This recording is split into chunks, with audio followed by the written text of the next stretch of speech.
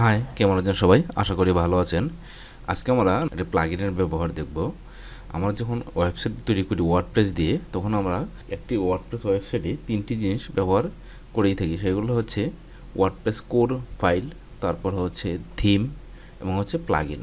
আমরা এই তিনটে ফাইল দিয়ে যখন একটি ওয়ার্ডপ্রেস ওয়েবসাইট তৈরি করি, তারপর আমরা কিছুদিন পর দেখি কি যখন হচ্ছে কোনো যেমন হচ্ছে ওয়ার্ডপ্রেস কোর ফাইল, এটা যদি হচ্ছে আপডেট ভার্সন চলে আসে, তখন কিন্তু আমাদের কাছে কি একটা নোটিফিকেশান আসে যে ফাইলটিকে আপডেট করার জন্য। আবার থিম একইভাবে হচ্ছে যদি কোনো থিমের হচ্ছে আপডেট ভার্সন আসে, সেটার কিন্তু একটা নোটিফিকেশান আসে আপডেট করার জন্য। এবং ঠিক একইভাবে প্লাগইনেরও সেম কিন্তু হচ্ছে নোটিফিকেশান আসে আমাদেরকে আপডেট করার জন্য। আবার কিছু কিছু প্লাগইন রয়েছে যেগুলো হচ্ছে অটোমেটিক কিন্তু হচ্ছে আপডেট নিয়ে নেয়। এতে করে আমাদের কিছু সমস্যা হয়। যদি হচ্ছে আমরা দেখা যাচ্ছে নোটিফিকেশান আসছে ওয়ার্ডপ্রেস কোর ফাইলের, আমরা কী করলাম 6.1 আছে, এখন নোটিফিকেশান আসছে 6.2 হচ্ছে ফাইল রিলিজ হয়েছে। আমরা কী করলাম জাস্ট 6.2 ফাইলটি কিন্তু আপডেট দিয়ে দিলাম। এতে হচ্ছে একটু সমস্যার সম্মুখীন হতে হয়।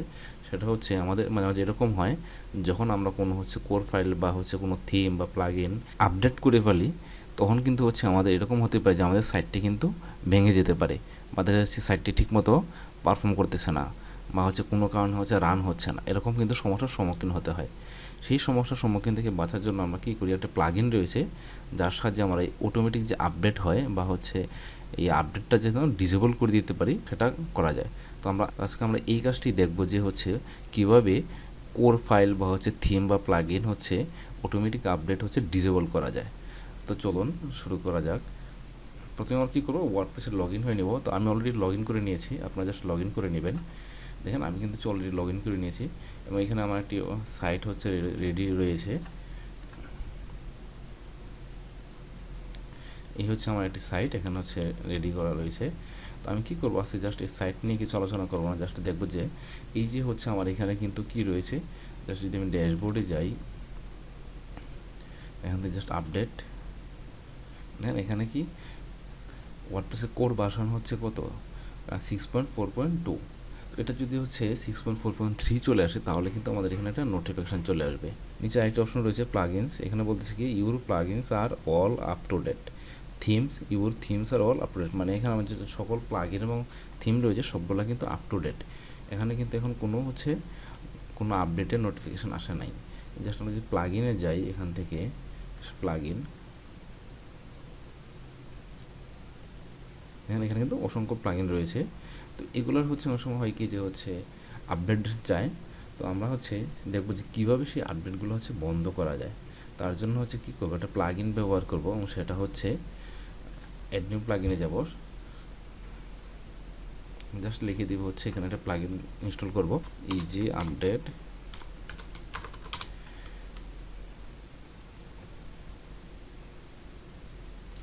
Easy update manager. এই প্লাগইনটা আমরা ইনস্টল করবো। তার জন্য জাস্ট ইনস্টল নাও ক্লিক করবো, জাস্ট অ্যাক্টিভেট করে নেব। যেমন প্লাগইনটা কিন্তু এখানে ইনস্টল হয়ে গেল এবং অ্যাক্টিভেট হয়ে গেল। এখন আমরা কী করবো, জাস্ট এই যে আপডেট এখানে যাব। দেন এটা কিন্তু এখানে কোনো অপশন নাই, ড্যাশবোর্ডে কিন্তু কোনো অপশন নাই এখানে আপডেটের।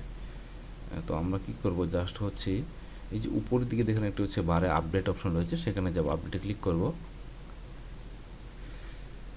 দেখুন প্রথমে একটা অপশন রয়েছে জেনারেল। তো আমরা কী করবো, জাস্ট হচ্ছে এখানে এসে প্রথমে একটা অপশন রয়েছে এখানে হচ্ছে ডিসেবল অল আপডেট, এটা জাস্ট আমরা এনাবলই লাগবে, এখানে কিছু করবো না। কিন্তু একটা অপশন রয়েছে কুইক কনফিগারেশন অ্যাকশন, এখানে কী করবো, জাস্ট এই যে এখান থেকে ডিসেবল অল অটো আপডেট এটা হচ্ছে অফ করে দিব।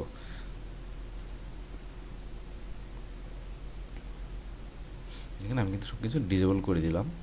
এরপর কী রয়েছে ওয়ার্ডপ্রেস কোর আপডেট, সেটা কী করবো, জাস্ট এখান থেকে আমি to update all minor version, just হচ্ছে আমি ডিসেবল না করে জাস্ট আমি এখান থেকে কিন্তু কিছু হচ্ছে মাইনর ভার্সন আছে যেগুলো হচ্ছে অটো আপডেট হবে, বাকি সব কিন্তু অটো আপডেট হবে না। বা হচ্ছে ডিসেবল কোর আপডেট আমি জাস্ট এখানে দিয়ে দিই ডিসেবল কোর আপডেট, তাহলে কি হবে একদম টোটালি হচ্ছে এটা ডিসেবল হয়ে যায়। জাস্ট আমরা এটা ডিসেবল করে দেব। আপনার চাইলে হচ্ছে auto update all minor version এটাও সিলেক্ট করতে পারেন। তারপর কি রয়েছে প্লাগইন আপডেট, আমরা হচ্ছে ডিসেবল অটো আপডেট এটাই সিলেক্ট করব।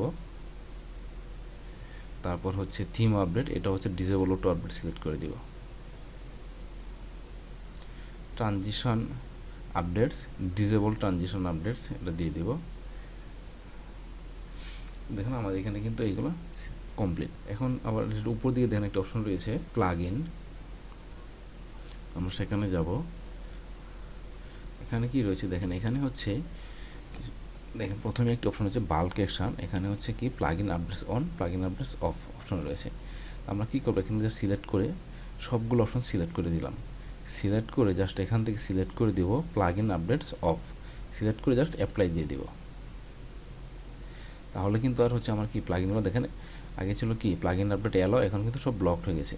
এখন যদি আমরা চাই যে না আমরা হচ্ছে এই কন্ট্যাক্ট ফর 7 এইটাকে হচ্ছে আপডেট করব, তাহলে আমি কী করবো, জাস্ট এটা সিলেক্ট করব, সিলেক্ট করে just bulk action plug in update on apply,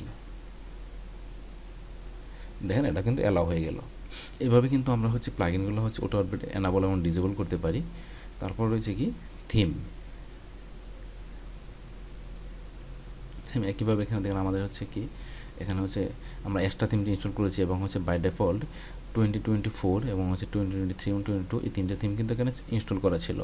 তো আমরা এখন কী করবো, জাস্ট হচ্ছে সিলেক্ট করবো সবগুলো থিম, সিলেক্ট করে একইভাবে জাস্ট হচ্ছে থিম আপডেটস অফ এটা সিলেক্ট করে অ্যাপ্লাই করে দিব। দেখেন আমার সবগুলো কিন্তু ব্লক হয়ে গেল, মানে এগুলো কিন্তু আর কোনো অটো আপডেট হবে না। আমরা যদি চাই যে না আমরা হচ্ছে এই এক্সট্রা থিমটি হচ্ছে এনাবল করে রাখবো, তার জন্য just theme updates on apply, এখন কিন্তু এক্সট্রা থিমটি এনাবল হয়ে গেল। তো এইভাবে হচ্ছে আমরা কিন্তু আমাদের থিমগুলো হচ্ছে এবং হচ্ছে প্লাগ ইন এবং কোর ফাইলগুলো কিন্তু হচ্ছে আপডেটগুলো ডিসেবল করে রাখতে পারি। এতে সুবিধা হচ্ছে যদি কখনো হচ্ছে আপডেট ভার্সন চলে আসে সেটা অটো ইনস্টল হবে না, এবং হচ্ছে আমরা ভুলেও যদি কোনো করে ফেলি তাহলে কিন্তু আমাদের সাইটের ক্ষতি হতে পারে।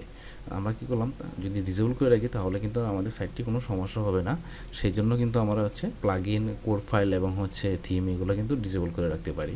তো আশা করি আপনারা বুঝতে পেরেছেন যে হচ্ছে আমরা কীভাবে হচ্ছে ডিসেবল এবং এনাবল করব। তো আজকে আমি এখানে শেষ করছি, দেখা হবে পরবর্তী কোনো ভিডিওতে।